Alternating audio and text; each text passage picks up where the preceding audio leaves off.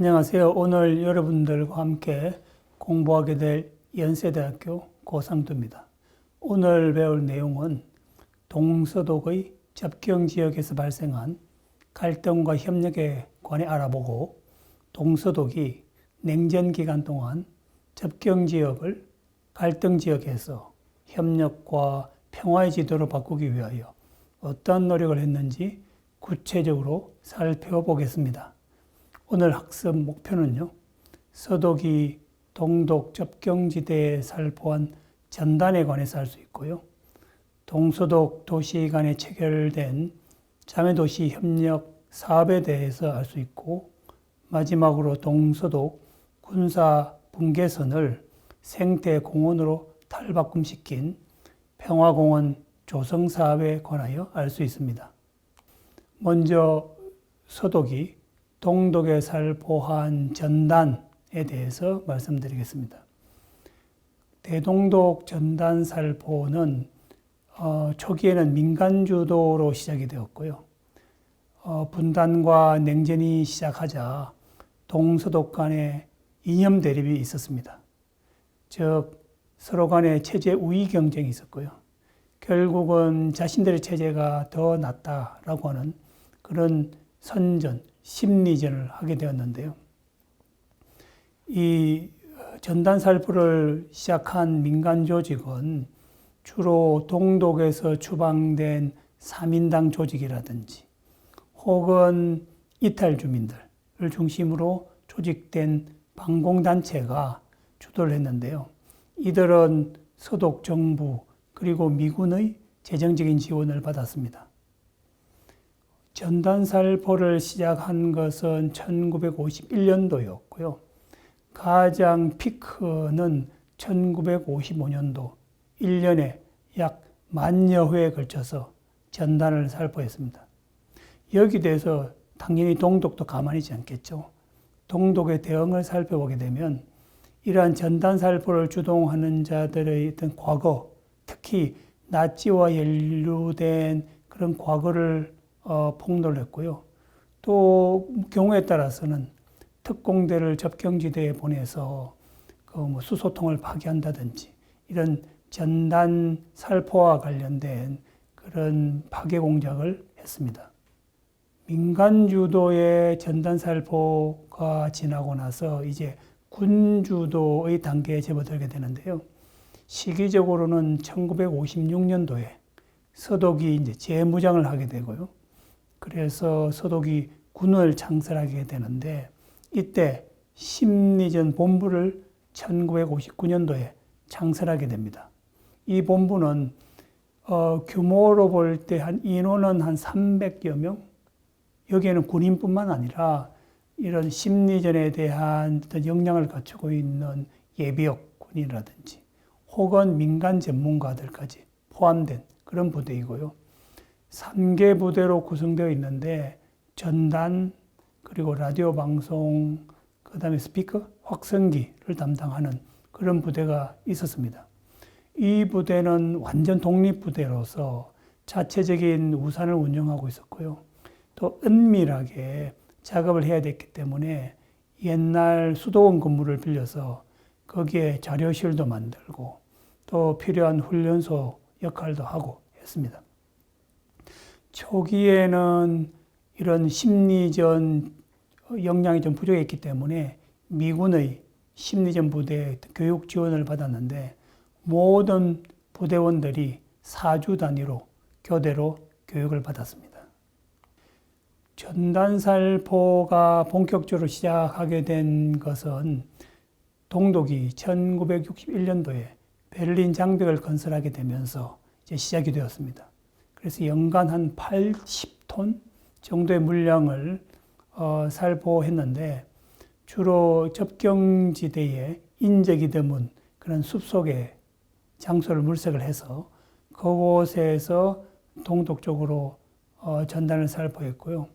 이를 위해서는 유관기관의 협조가 좀 필요했는데, 무엇보다도 그 지방경찰청, 왜냐하면 이렇게 전단을 싣고 또 장비를 싣고 접경 지역에 이제 가게 되면 또 이 수상하다 그래서 또 검문 검색을 받을 수 있으니까 사전에 어떤 자유통행증을 발급을 받아서 접경 지역으로 좀 자유롭게 갈 수 있도록 했고요.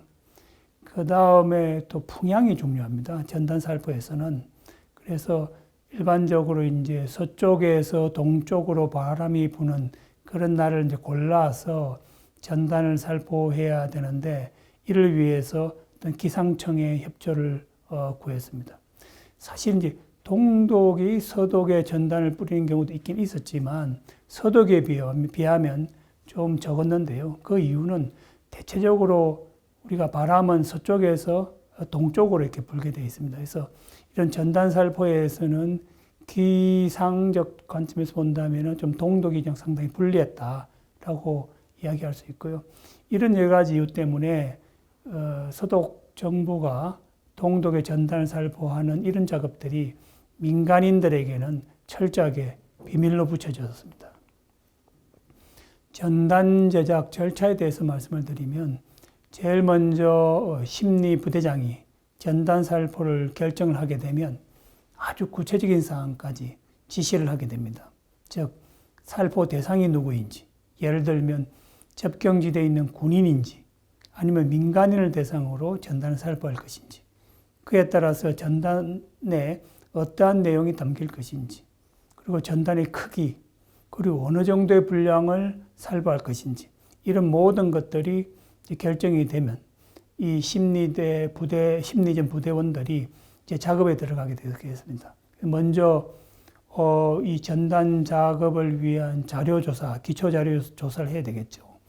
그리고 나서 이제 필요한 문장, 또 그림, 사진, 이런 것들을 가지고 초안을 작성해서 최종적으로 국방부 차관이 승인을 하게 되면 이제 본격적인 전단을 제작하고 그리고 살포에 들어가게 되겠습니다. 전단의 종류에 대해서 설명을 드리면요.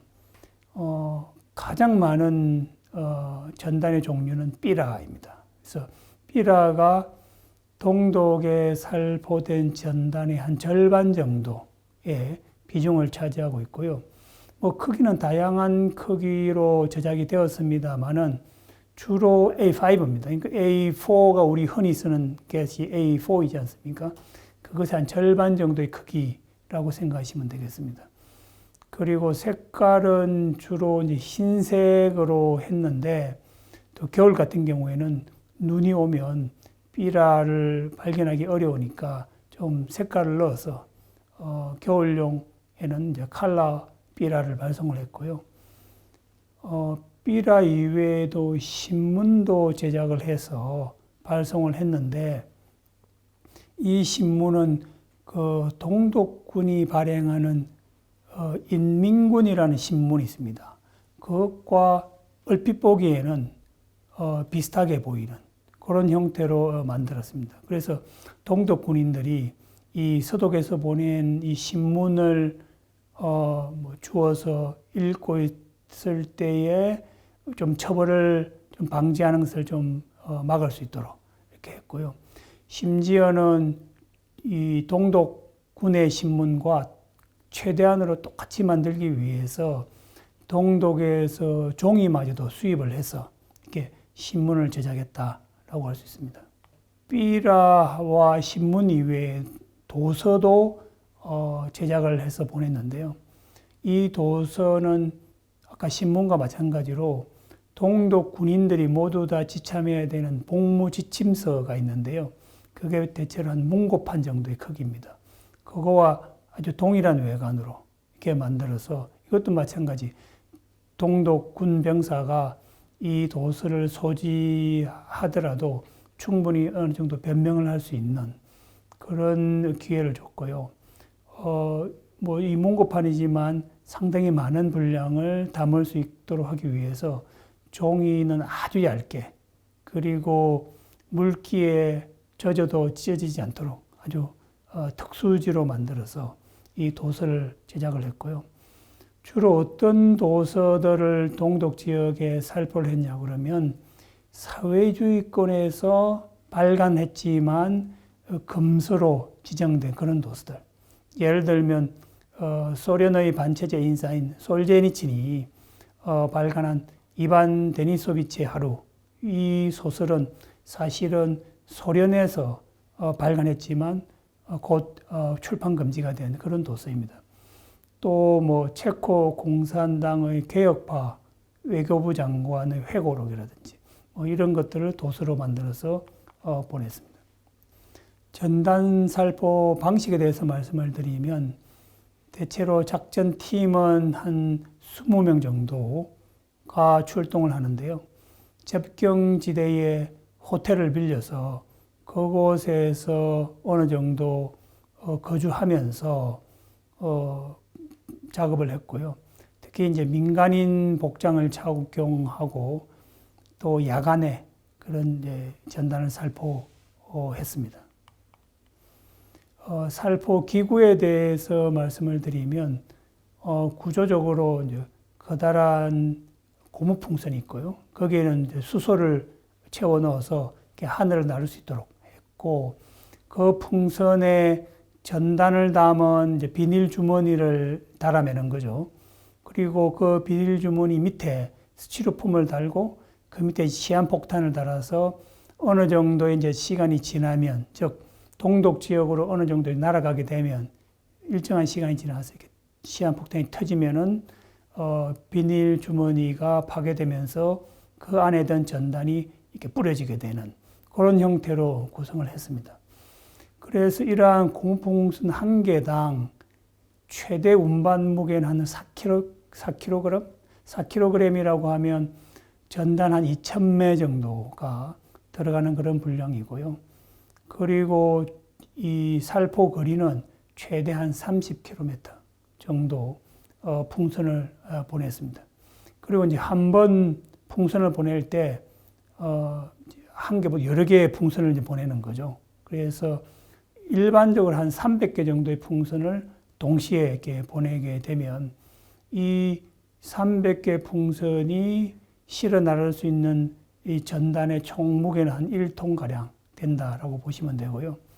대체로 일주일에 한 2차례 정도 동독 지역으로 전단을 살포를 했고, 목표한 지점이 있지 않겠습니까?